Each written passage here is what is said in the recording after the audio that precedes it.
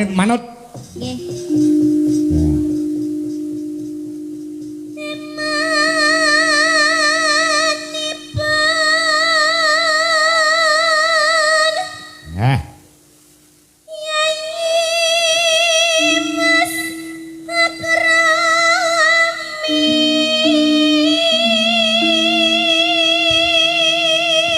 Nek ora kleru kowe bawa sambung panci dalu ya ta? Yap.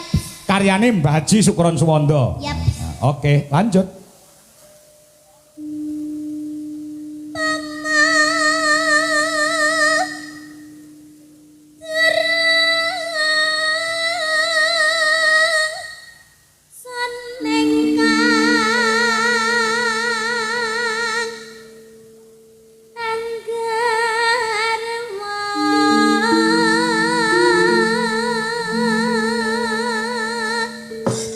Penggemar nganjuk wayangan bengi ki tumblek-blek ana kene nduk Ken. Nggih. Saka DKC Dwija Kangko Klub Nganjuk uga PDKP Pandemen Dwija Kangko Putuk Rejo uga penggemar Dwija Laras Indonesia ki mau Mbak Sopo Puspita dan kawan-kawan ya diinformasikan kembali untuk pecinta wayang kulit untuk mendatangi kembali pagelaran Dwija Laras Indonesia dengan Dalang Ki Anom Dwija Kangko ya kuwi bertempat di Sambiroto Kecamatan Baron Nganjuk pada tanggal 18 Januari ora 18 apa tanggal 18 Juli 2026. Astagfirullah Pak. Cek suwe men. Sing lewati ulang tahun. Lah ya coba. Ya.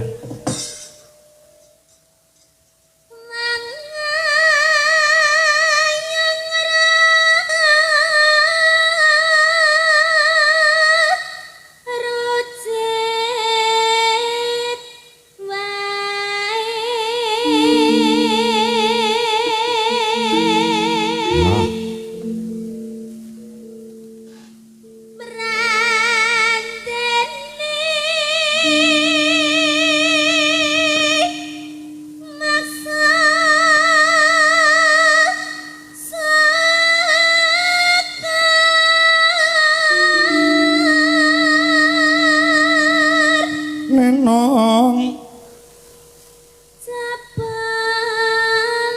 Nimasuka nanggepi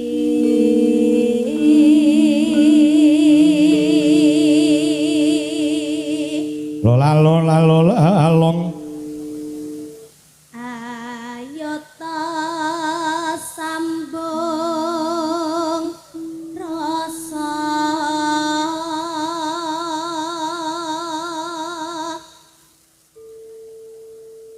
nanging wanci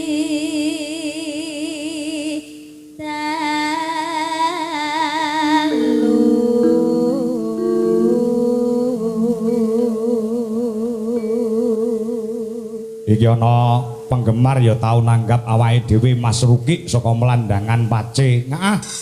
IWA nembe kecethit bangkeane Mas mboten saged sowan ningali wonten ing YouTube. Salam kemawon kangge pemuda Melandangan Kidul yang sedang di lokasi pagelaran. Nyuwun lagon napa kemawon manut ya digarap. semoga cepat sembuh. Semoga cepat sembuh. Heeh. Mas Ruki matur nuwun uga iki ya kepareng streaming ya heeh.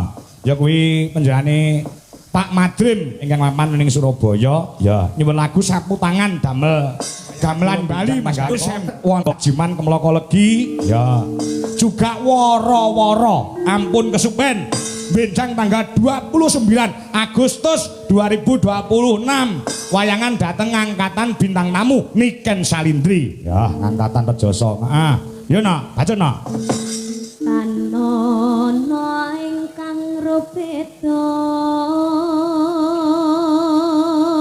nanong nyun tak tresno senadyan mung srana piranti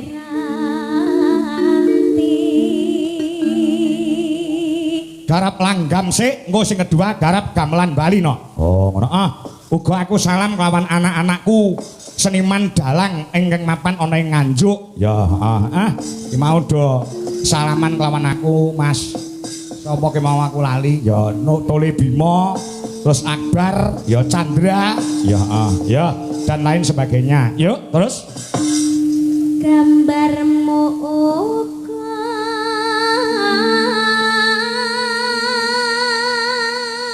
ketoprak sik, Mas. Tuh, ya.